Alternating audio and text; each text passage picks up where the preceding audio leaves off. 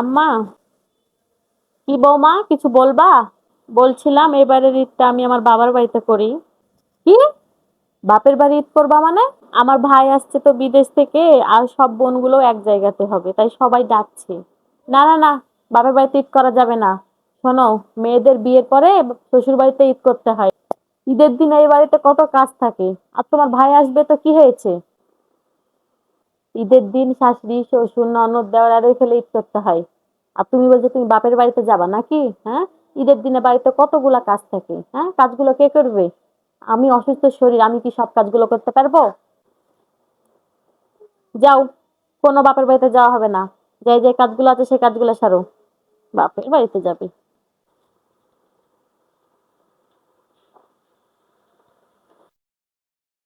শোনো বৌমা, তোমার ননদ এসছে, তোমার ননদের ঘরটা খুব সুন্দর করে পরিষ্কার করে দাও। কি বলেন আম্মা? আপা এখানে ঈদ করবে কেন? ঈদ করবে না মানে? এখানে ঈদ করবে না তো কোথায় ঈদ করবে? আপনি সকালবেলাতে বললেন না যে বাড়ির বউদের বাপের বাড়িতে গিয়ে ঈদ করতে হয় না? তো আপাও তো ওই বাড়ির বউ, ওই বাড়িতে কত কাজ কাম আছে। তাহলে কি আপার এই বাড়িতে ঈদ করা উচিত? আপনি বলেন। ও, তুমি এখন ওই আগের কথা গেলে তুলছো নাকি? তোমাকে একটু বলেছি তাই তুমি আমার মেয়েকে হিংসা করো, তাই না? কি বলেন আম্মা এগুলো? আপনি তো আমাকে একটু আগে বোঝাইলেন। তাহলে তো আপারও তো এটা শ্বশুর বাড়ি। আমি মোটেই হিংসামো করছি না আম্মা। শোনো বৌমা, তুমি এখানে ঈদ করবা আর আমার বিটিও এখানে ঈদ করবে। সবাই মিলে একদিন ঈদ করেই দেখো কতটা মজা লাগে। ওই মজাটা তোমার বাপের বাড়িতে হবে না।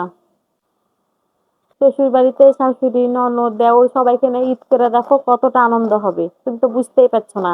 যা বলেছি তাই করো, যে আমার মেয়ের ঘরটা গুছাও। যত সব ঝামেলা। হুম।